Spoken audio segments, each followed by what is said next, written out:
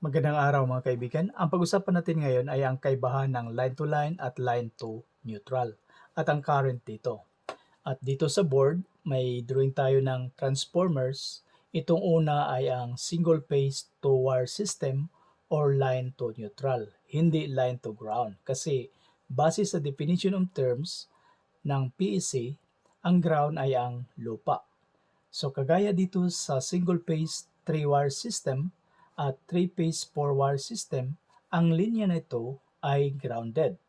Ang linya na ito ay galing sa transformer kaya tinawag nating neutral or neutral conductor na layman's term ng grounded conductor. At ang kabilang linya ay galing din sa transformer at tinawag nating line na layman's term ng ungrounded conductor. At ang linya na ito ay dinadaluyan ng current kapag may load. Okay, lagyan natin ng load. So may load na at example natin kung ang load natin ay 5 amperes. Ibig sabihin, ang current na dumadaloy dito sa line ay 5 amperes. So pabalik dito sa neutral, ang dumadaloy na current ay 5 amperes. So balance ang current. Galing sa source, pabalik sa source. Ang neutral conductor ay ang return path ng current pabalik sa source. Dito naman sa single-phase 3-wire system.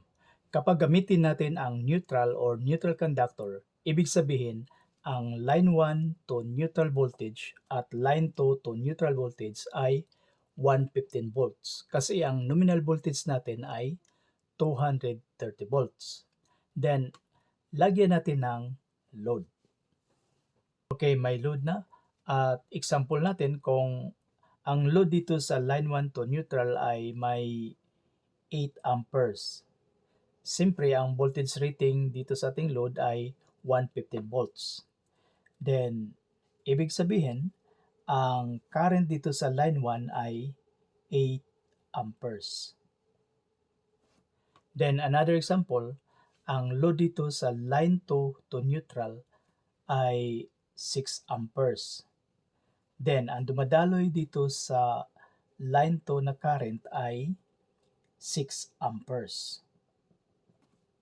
Dito, unbalance ang current kasi hindi pareho ang value ng current sa line 1 at line 2. Ibig sabihin, may current dito sa neutral. Ang current dito ay 2 amperes. Bakit 2 amperes? Sa mesh current analysis, mayroong loop dito sa line 1 to neutral. So dito ang loop 1. Ito ang 1. And then, may loop din dito sa line 2 to neutral. So ito ang loop 2. Then, dito sa neutral conductor, dumadaan ang current ng loop 1 at loop 2. Sa loop 1, ang direksyon ng current ay papunta sa kaliwa. Kasi ganyan ang kaniyang direksyon. And then, ang loop 2, ang direksyon ng current ay papunta naman sa kanan. So, dito ang direksyon. Since opposite ang direksyon ng current sa loop 1 at loop 2, sinasubtract natin ang current sa loop 1 at loop 2. So, 8 amperes minus 6 amperes equals 2 amperes. Ang 2 amperes ay dito lang yan sa neutral. Wala nang ibang pupuntahan. Kasi ang 2 amperes ay resulta sa opposing direksyon ng current ng loop 1 at loop 2. So, kung unbalance ang current sa line 1 at line 2, may current ang neutral. Okay? Sa 3-phase 4-wire system naman tayo. Kapag may load ang line 1 to neutral, line 2 to neutral, line 3 to neutral, at kung hindi balance ang load, or unbalanced ang current, may current na dumadaloy sa neutral. For example, sa line 1 ay may 10 amperes, sa line 2 ay may 12 amperes, sa line 3 ay may 15 amperes. Now ang tanong, ano ang current sa neutral? Okay, i-calculate natin gamit ang calculator.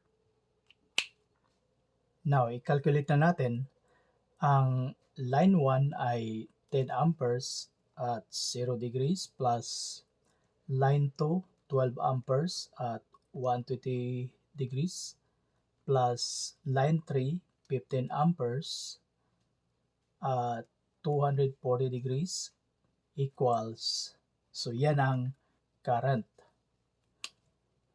4.36 amperes. So ito ang current dito sa neutral. Okay? At ulitin natin, kung unbalance ang current sa line 1, line 2 at line 3, may current na dumadaloy dito sa neutral. Okay? Dito sa ating topic mga kaibigan, pinapakita natin na ang neutral conductor ay current carrying base sa PEC. Kagaya ng neutral sa single-phase 3-wire system at sa 3-phase 4-wire system, ang linya na ito ay current carrying. Kaya tinatawag nating neutral. Umpisa dito sa bungad ng transformer hanggang sa branch circuit. Tinawag nating neutral conductor or neutral wire. So, line to neutral. Hanggang dito na lang mga kaibigan. Maraming salamat sa lahat na nag-subscribe na ating channel. Thanks for watching.